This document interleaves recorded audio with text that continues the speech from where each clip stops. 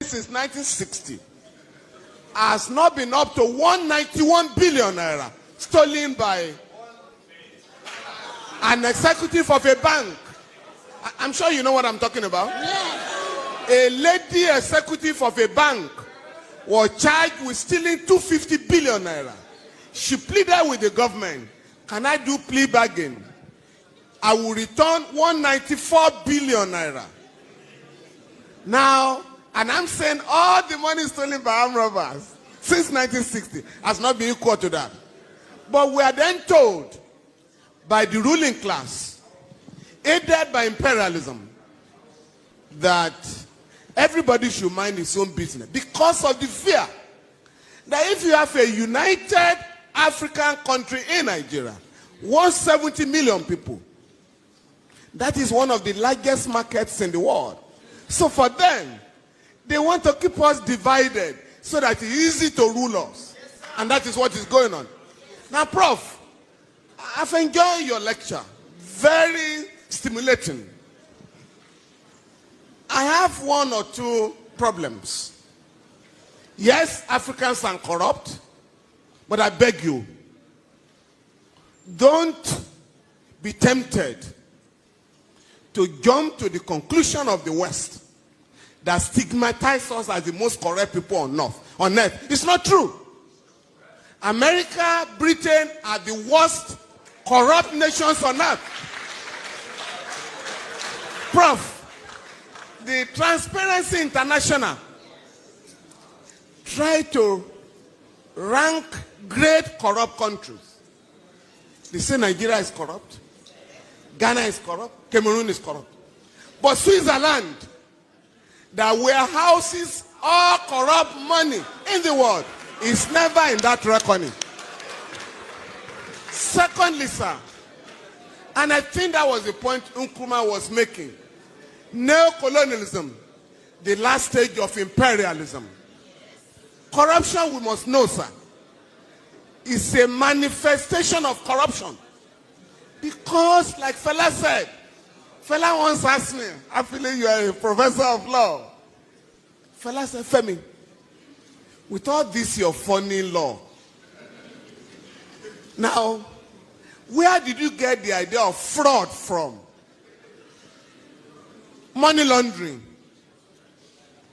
If the Western people were not stealing, there would be no word like fraud. No word like stealing.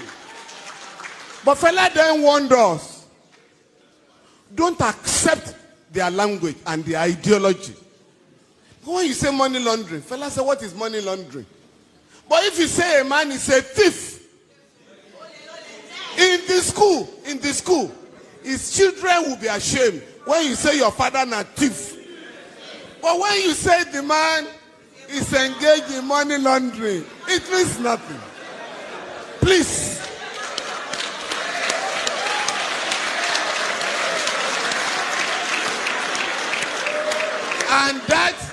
And that was when Fela was reminding us that they get the ruling class. Fela said members of the ruling class have ways of deceiving us. Embezzlement, the fraudulent. Make I remember another word, just to deceive people. But if we are going to organize Africa, sir, we need to draw a line of dichotomy between the countries that are getting it right and those that are exposing Africa to shame.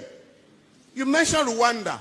Rwanda, not just the cleanest city, has the largest number of women legislators in the world, ahead of the West. But here, you are told here, women are supposed to remain in the kitchen,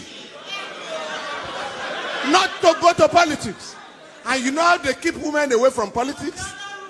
All the meetings of political parties are held in the dead of the night. Why? I'm talking of great ideas by lecturers, and you could pick and choose. And I chose ideas that could transform our continent. And when I went to practice, incidentally, I think Motoraya is left. Who asked the question? Morayo. I practiced under our father, the late Alao Akabashorun, and he was an African lawyer,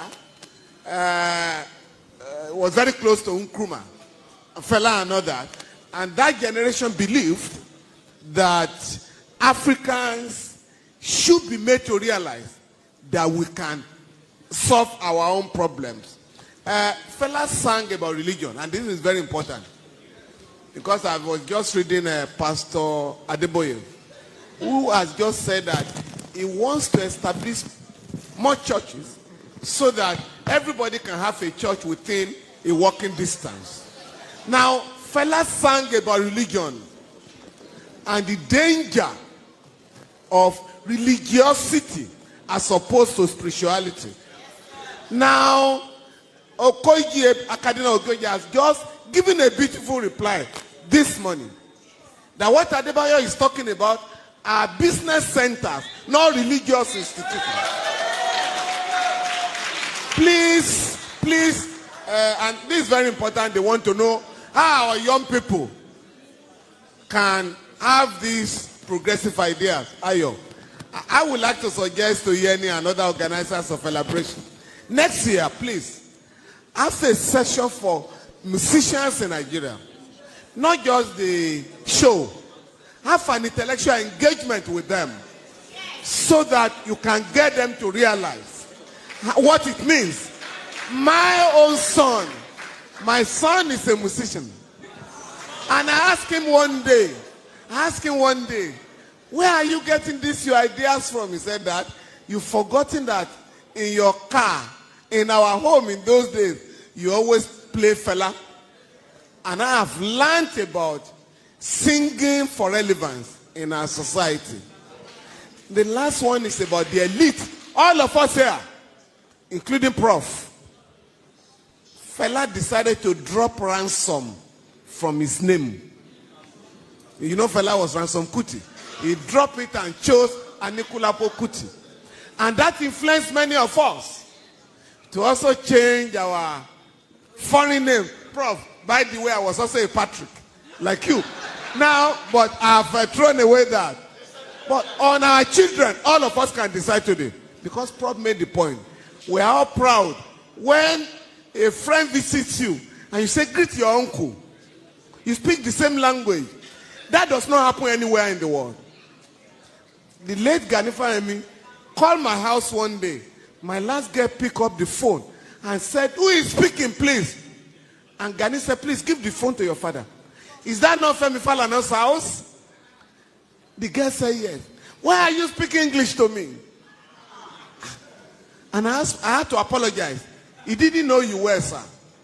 In my home, my wife and I decided, since we didn't learn our own English in school, at home, we're never going to speak English to our children at home. Now, that has paid off. Contemporary and friends of my children ask them now, where did you learn your Yoruba from? And I think all of us can decide to teach our children our native language. When we were in school, it was prohibited. They call it vernacular. If you spoke